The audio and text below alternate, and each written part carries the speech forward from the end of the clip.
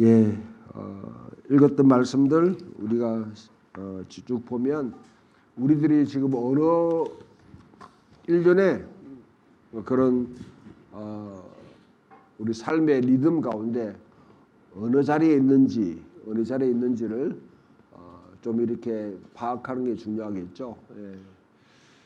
오순절이 지나고 난 뒤에 26주 동안 오순절의 그 이제 행진을 하고 있습니다. 그 가운데 오늘이 15번째 주일입니다. 예. 여러분 오순절 끝나고 지금 행진하고 있다는 것은 우리들이 이스라엘로 말하면 출애굽해서 시내산에서 율법을 받고 지금 이제 약속의 땅에 들어가기 전 그 과정 광야 가운데 지금 15주 동안 행진하고 있다 하는 그런 의미입니다. 예. 그 가운데 우리가 우리 삶의 현장에서 어떻게 참 이런 출애굽을 경험하며 살아갈까? 출애굽을 경험하며 살아갈까?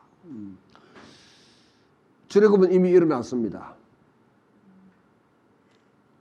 오늘 성경에 보게 되면 오늘 유월절 만찬을 지킴으로 말미암아 이제 1년에 출애굽이 일납니다. 그리고 홍해를 건너는 그런 사건으로 출애굽 사건이 일나겠죠. 그러고 난 뒤에 40년 동안 이스라엘 광야 생활하고 마지막 이제 요단강을 건너서 약속의 땅에 들어갑니다. 그와 똑같이 그럼 우리에게 이 출애굽은 어떤 의미가 있는가?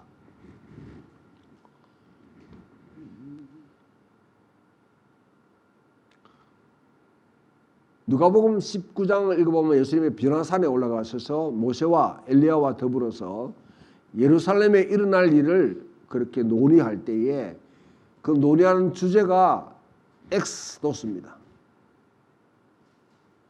그 단어 자체가 헬라어 단어 자체가 엑스도스입니다. 그게 우리 한글 번역에는 별세할 것을 논의하다 그렇게 하는데 별세가 아니고 그는 출애굽을 해요. 출애굽. 이스라엘 백성들 속에는 옛 이야기 엑스도스 하게 되면 위대한 탈출 사건. 그 새로운 출애굽을 일으킬 것을 논의하고 난 뒤 예수님이 십자가에 예루살렘에 올라가셔서 십자가에 죽으시고 부활하십니다. 그것을 기독교는 우리는 새로운 출애굽이 일어났다 그렇게 합니다. 예수님이 돌아가시기 전에 어떻게 해요? 예수님이 돌아가실 그 절기 자체가 유월절이에요. 유월절 지킬 때 유월절 어린 양으로 돌아가신 것이죠. 그리고 돌아가시기 전에 제자들과 함께 만찬을 합니다. 그래서 우리가 최후의 만찬이라 그렇게 합니다. 최후의 만찬이라는 말은 저는 정확하지 않은 것 같아요. 주의 만찬. 자, 그럴 때 거기서 뭐냐면 예수님께서 유월절 만찬을 하시고 난 뒤에 어떻게 합니까? 내가 다시 올 때까지 너희가 이것을 기념하여 지키라. 기억하라. 그렇게 했습니다. 그것은 새로운 출애굽이 예수님의 십자가와 죽음을 통해서 일어났다는 것이죠. 일어났다. 그러면 이거 언제 뭐냐면 우리가 약속의 땅에 들어가느냐? 그것은 씨하늘과 새 땅이 이 땅에 임하는 그 시기까지 갑니다. 우리가 그때를 알지 못합니다. 우리는 여전히 지금 이스라엘 백성으로 말하면 광야의 생활을 갖다가 지금 걷고 있는 것이죠. 그런데 우리의 이미 일어난 출애굽 사건이 그냥 일어나고 끝난 것이 아니라 우리 삶의 현장에 계속해서 일어나기 위해서는 어떤 우리가 어떻게 살아가야 될지 특히 오순절 이후에 지금 15주 동안 쭉 행하는 이 성서 증거들은 삶의 현장에서 어떻게 우리가 오순절 백성으로 살아갈지 출애굽이 일어나는 삶을 살아갈지 그것을 우리에게 가르쳐주고 있습니다. 예수를 믿다 보면 이런 생각이 들 거예요. 아무리 기도하고 예배하고 또 신앙생활해도 왜 세상은 전혀 변하지 않는가? 그러다 보면 우리에게 닥치는 하나의 문제가 뭐냐면 내 자신이 잘못된 것 아닌가? 내 자신이 잘못된 것 아닌가? 그러다 보니까 어느 쪽으로 기울으냐면 그 경건주의로 이렇게 기울어지면서 좀 더 기도하고 좀 더 말씀 보고 좀 더 예배를 드리고 이런 내면적으로 자기를 파악해요. 내가 죄악을 전혀 짓지 않고 죄를 짓게 되면 참여하고 그 자체가 잘못된 것 아니에요. 그러나 하나님은 우리 자신이 아무 그런 문제에 막 매여가지고 거기에만 골몰하기를 원치는 않았습니다. 우리가 깨어진 세상에 살고 있고 우리가 연약하다는 것을 하나님이 충분히 알고 계십니다. 그래서 여러분 완벽주의 아니면 뭔가 내가 어떤 신앙으로 어떤 성스러운 어떤 상황 속에 뭐 쉽게 말해 어느 곳에 가든지 나는 죄를 짓지 않을 정도 그런 인격이나 그런 성품을 갖추려고 하는 것은 저는 보면 무모한 짓이에요. 물론 특별한 사람들은 그렇게 살아가기도 합니다. 그러나 사실 우리가 운전대만 잡으면 욕이 나오잖아요. 현주 자매는 안 그렇죠? 예. 여기에 이제 운전대만 잡아도 절대로 여러분 욕을 하지 않는 분은 거의 성인의 반열에 올라가신 분들이에요. 올라가신 분.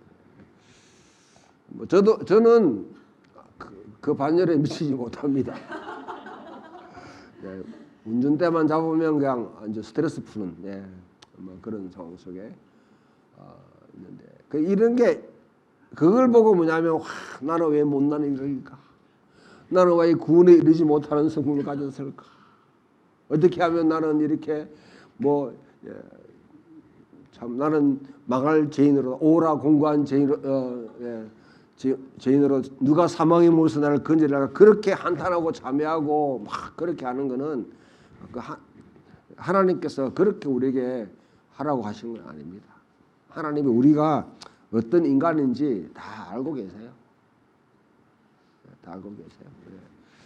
또 한편으로 이런 문제는 아무런 문제가 없다. 그냥 이 땅에 살아가면서 정직하게 행하고 그 다음에 이 세상의 불의에 대해서 좀 외치고 그 다음에 여러분 좀 예수 믿는 사람답게 이 사회 구조에 대해서 분석하고 또 지탄하고 뭐 그렇게 하는 것. 그게 마치 그리스도의 삶처럼 생각할 수 있어요. 우리 삶의 현장에서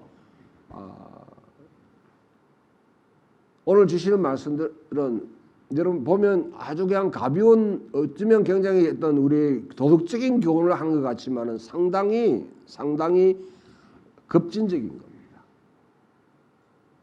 첫 번째 오늘 말씀을 우리가 읽어보면 여러분 6월절의 백성이 되십시오. 6월절을 기억한다는 것은 항상 예수님의 십자가와 죽음을 우리가 항상 내 몸에 새긴다는 것입니다. 내가 어떤 존재인가 것은 하나님이 그 아들을 네게 보내사 내 모든 죄를 다 대속하셨다. 좀 성경적인 용어로 말하면 하나님께서 내게 내가 진 모든 빚을 다 탕감해 주셨다.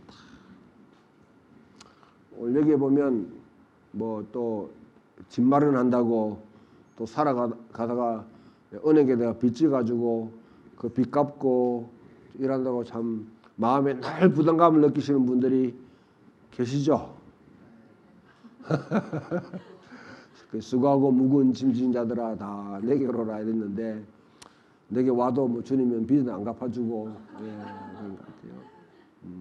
그런 상황에 내 모든 빚을 어느 날 순간에 내가 갚을 게 있는데 은행에서 더 이상 갚을 필요 없습니다 하면 얼마나 좋겠어요.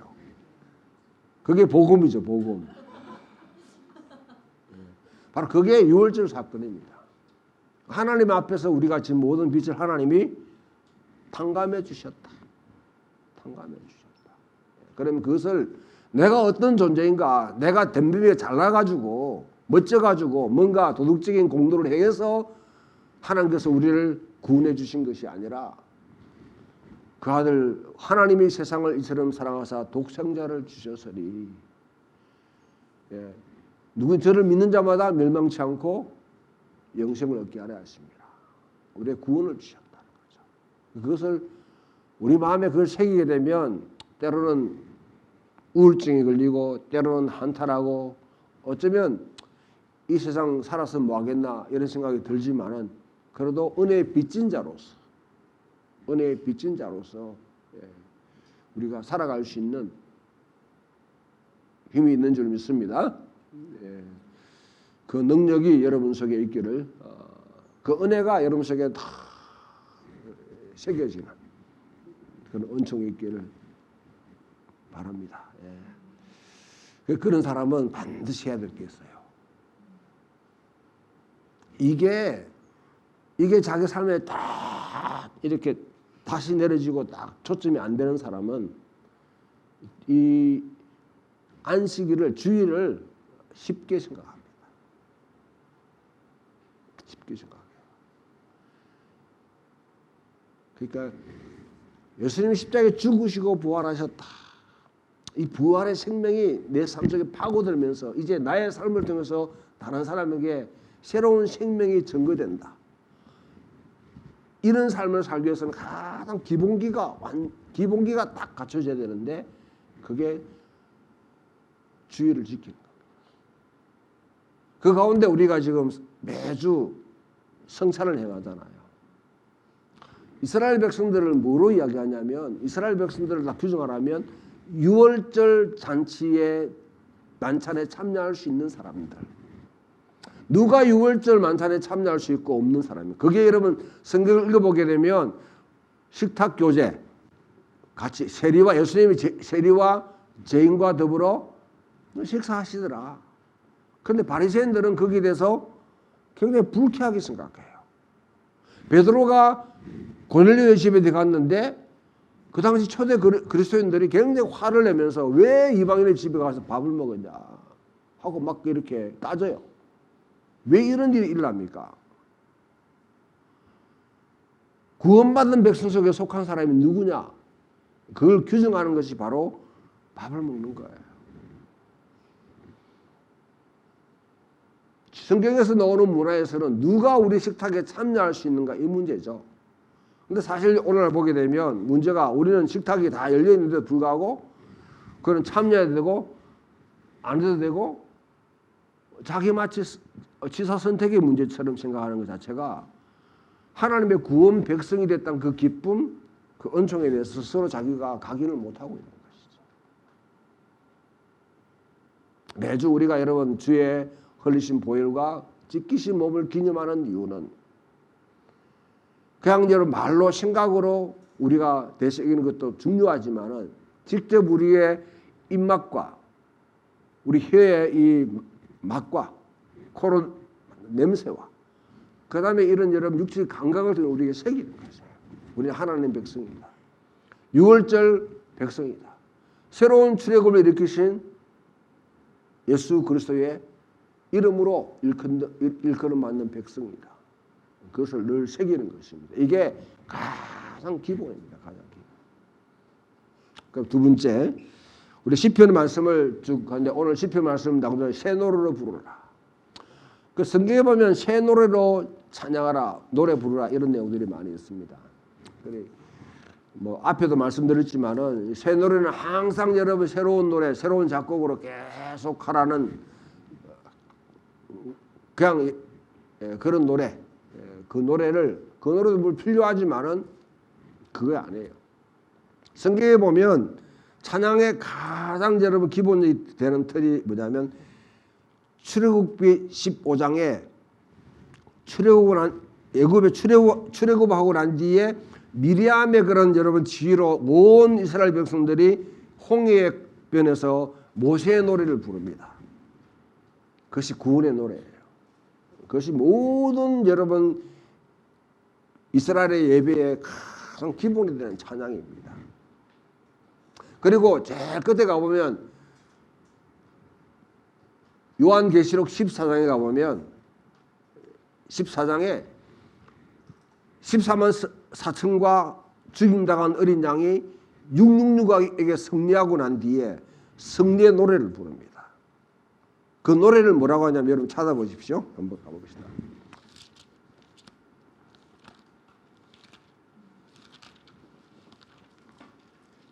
출애굽기 14장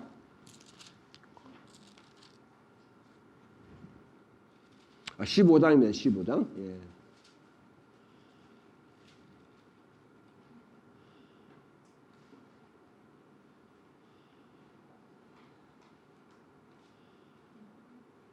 그 14장 1절에서 3절 먼저 한번 1절에서 3절 함께 불러봅시다. 시작. 또 내가 보니 시작. 14장 1절에서 3절 먼저 시작. 또 내가 보니 요한계시록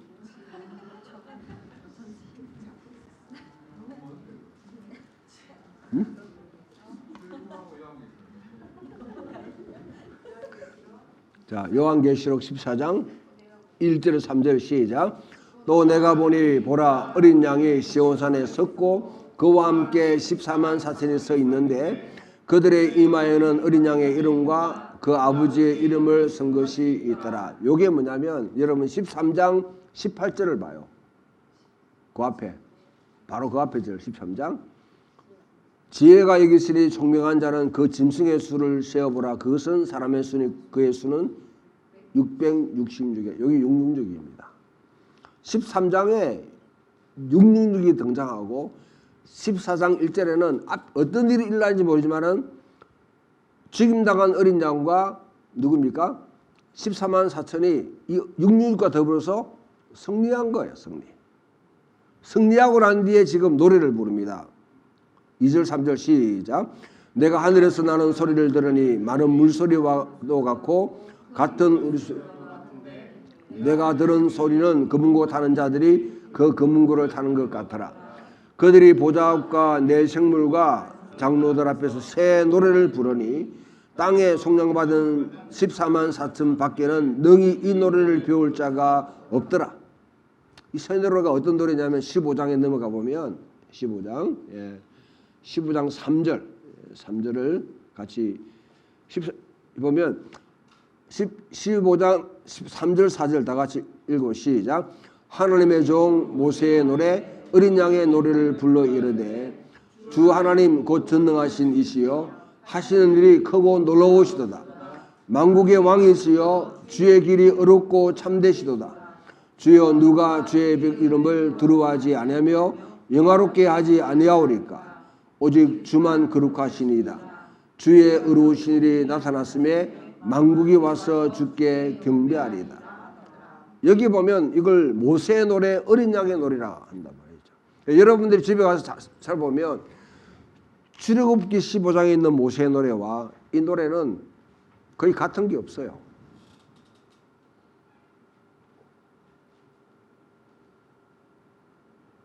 그리고 여러분 시편 제가 지금 시간이 돼서 안 찾을 텐데요. 96편부터 101편까지 쭉 보면 새 노래로 찬양하라, 새 노래로 찬양하라, 새 노래로 찬양하라. 이 새 노래들이 뭐냐? 자기가 경험했던 현재 삶 가운데 경험했던 구원의 사건, 출애굽 사건을 그것을 바탕으로 자 내가 지금 경험하지 않습니까? 그러면 모세의 노래를 바탕으로 다시 내가 먼저 그것을 생각하면서 내 스스로의 언어로 표현하는 거예요. 하나님 항상 출애굽 15장에 있는 모세의 노래만 부르라고 하지 않습니다. 답습하고 반복하라고 하지 않습니다. 창의적으로 상상력을 가지고 새로운 노래로 작곡하면서 하되 내 인생의 노래를 부르는 것이 아니라 내가 경험했던 구원의 사건 출애굽의 노래를 부른 것이고 그게 결정판이 지금 15장에 666을 무찌르고 우리가 부를 찬양의 노래가 이 노래다는 것이죠. 그 신학은 거의 같은 맥락이었습니다. 우리 속에 어떤 노래가 우리 속에 떠오릅니까?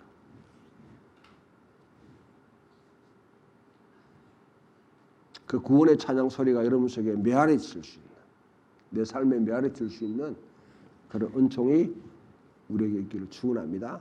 자, 일단 첫 번째, 이 땅의 삶의 현장에서 출애굽을 경험하기 첫 번째는 주의를 중심으로 항상 유월절 백성이 되라.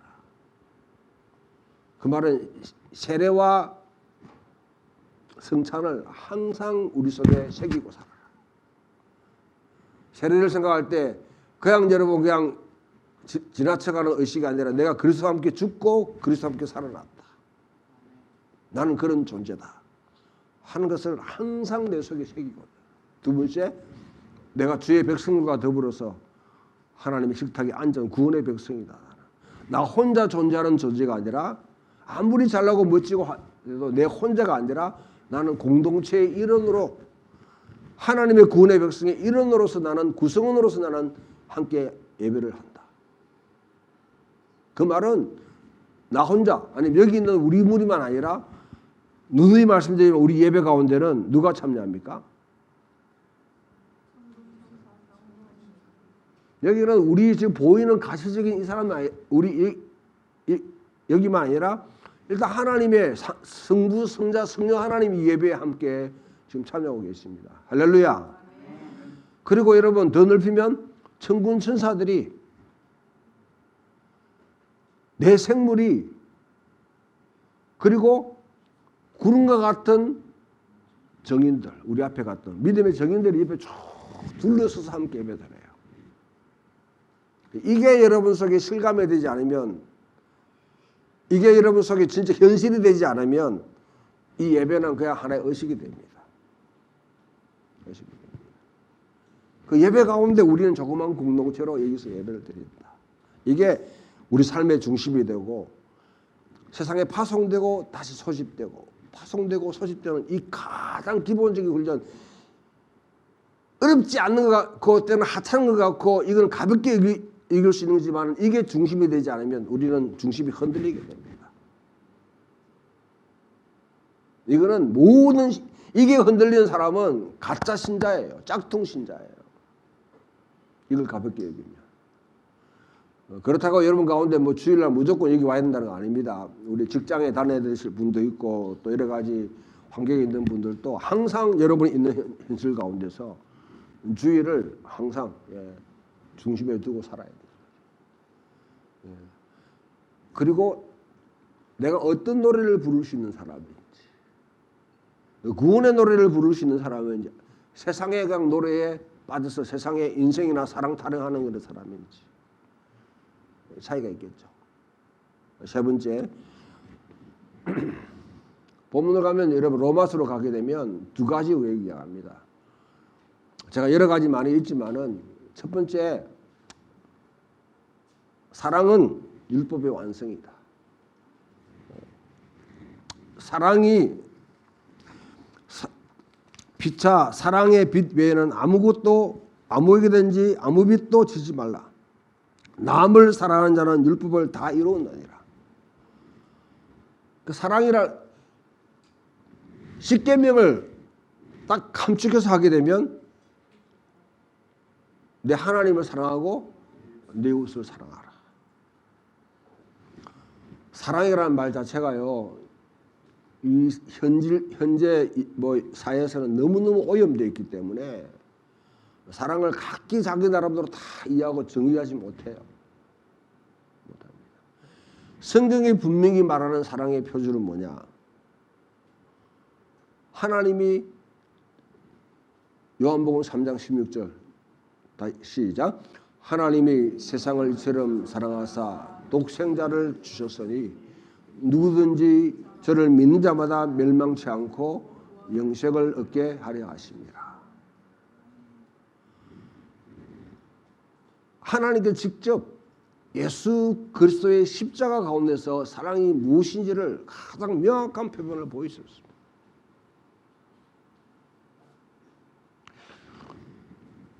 목회자로서 목회하면서 저한테 늘 다가오는 하나의 따가운 시선은 목사님에게는 사랑이 없어요 하는 말을 많이 듣습니다.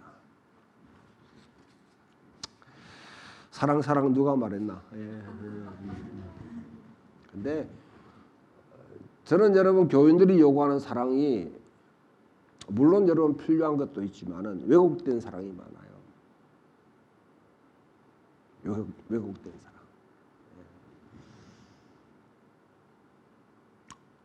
저도 그 부분에 늘 부족함을 느끼지만은 그러나 여러분 내 이웃을 하나님을 진짜 사랑하는 사람은 내 이웃을 사랑하는 것입니다. 제가 대학생 때 이런 일이 있었어요. 갑자기 비가 막 쏟아져요. 기도회를 마치고 나왔는데 그 중에 한 분이 뭐냐면 차가 있는 분이 있었어요. 차가 있는 분이 있었어요. 밖에는 비가 막 와요. 지금 뭐냐면 비를 맞고서 나가야 돼. 지금 대학생들 집에 가야 될 상황인데. 근데 가까이 있는 분에게 가는 동료에 기도하는 좀 함께 좀 태워줄 수 없냐 하니까 자기는 남아서 더 기도해야 되는데 더 기도하고 가야 됩니다. 뭐 할 말이 없잖아요.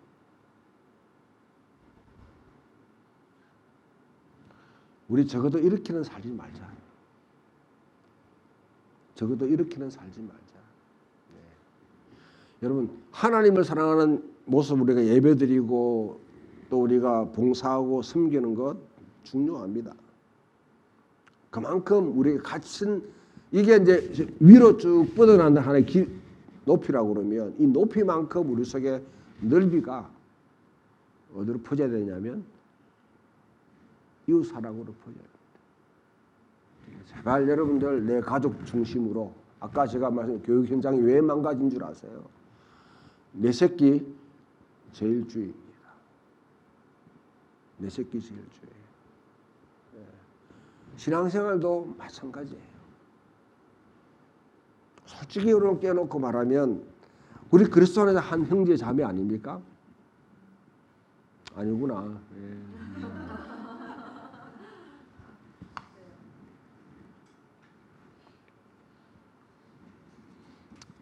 저요 진짜 교회에서 나는 이 교회가 이걸 보여줘야 된다고 생각해요.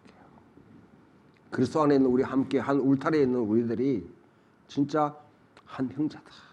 함께 웃고 함께 울고 함께 고통스러워하고 함께 문제를 풀어가려고 하는 내가 손해보더라도 그런 여러분 책임의식을 가지고 서로를 대할 수 있는 이게 없이 사랑하는 것은 이거는 저는 위선이라 생각해요. 예수님께서 어떤 사람이 선생님 내가 어디 구원을 얻어야 됩니까? 어디 영생에 들어가야 되겠습니까? 뭐 했냐? 율법 지켜라. 예, 다 지켰습니다. 그래? 가서 해라.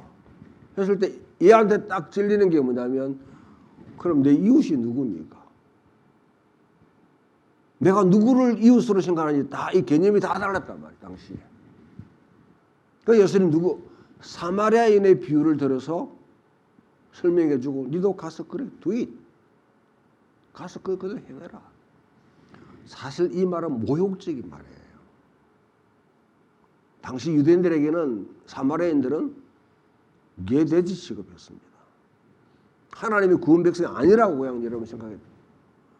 우리가 말하면 이제 북한 사람을 생각했는 거예요. 지금 우리 대구의 정서로 말하면. 그런데 하는 말이 북한 사람 본받아라. 그러면 여러분 이거는 공산 전체주의에 해당되겠죠.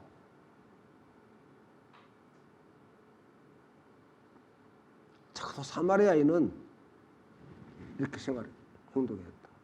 우리에게 이와 같은 마음이 정말 우리의 삶을 움직여 생각하고 배려할 수 있는 게 있으면 사랑은 진짜 기독교의 사랑은 급진적입니다. 진짜 사랑이 표현되는 것은 혁명이 일어납니다. 예수님의 사랑은 혁명적이에요. 그냥 단순히 베풀어주고 공감하고 그것을 차원을 뛰어넘어가지고 삶의 현장에 가족을 바꾸고 사회를 바꾸고 국가를 바꾸고 역사를 바꿀 수 있는 능력이 십자가였습니다. 진짜 하나님을 믿는 백성들이 우리 삶의 현장에 정말 이와 같이 사랑을 할 수 있다고 그러면, 저는 여기 있는 우리들 숫자가 적어요? 많아요?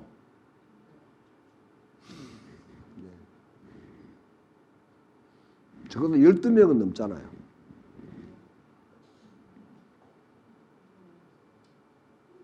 예수님은 12명 가지고 쩔쩔 매셨는데 그 12를 통해서 역사를 바꿨습니다. 이제 우리 자신들이 제색감이나 다른 강박관념이 아니라 진짜 그리스도인으로 한번 살아보려고 한다면, 그 다음 여러분 바울이 하는 말은, 자, 세상이 바뀌었다. 빛의 자녀로 살아라. 지금 자기 여명, 아침에 해가 쫙 지금 돋아온단 말이죠. 그럼 어떻게 해? 나는 잘래 이불 덮고, 고대 사회에서는 특히 지중해 문화에서는 아침에 모든 일이 다 이루어집니다. 그럼 일어나서 쫓아다니며 일을 해야 되겠죠. 자다가 깰 때가 됐다. 자, 우리는 누구냐? 지금 저기 해가 지금 돋아오르고 있습니다. 지금은 어둠 속에 지금 있어요. 이 세계는. 그럼 저기 지금 해가 쫙 동쪽에 지금 밝아옵니다. 그러면 어떤 사람이냐? 어둠에 속한 사람으로 어둠에 행한 일을 갖다가 하는 것이, 우리나라가 밤의 문화가 참 발전돼 있잖아요. 모든 일들은 다 밤에 일어난다. 이런 밤의 문화에 속한 사람이 아니라 낮에 속한 사람으로 여기에 지금 살아가는 것. 우리는 여러분 지금 이 시대에 살고 있지만은 그런 이 시대에 속하지 않고 다가올 예수 그리스도께서 이 땅에 이루실 여명이 지금 쭉 밝아오는 그 시대에 속한 사람으로 이 땅에 살아가는 것입니다. 두 가지 그러기 위해서는, 첫 번째, 육신의 일을 도모하지 말라. 육신의 일을 도모한다 해가지고 또 이런 육신으로 행하는 모든 것을 갖다가 이건 금한다, 금식이나 뭐 그렇게 하는 말이 아니라, 바울이 말하는 육신 가운데 이 육신은 뭐냐면 죄악의 통치를 받는 육신, 하나님의 창조한 몸으로서의 이 소마가 아니라 사라크스, 이거는 뭐냐면 죄악의 통치를 받는 품성, 거기에 의해서 우리가 움직이지 말고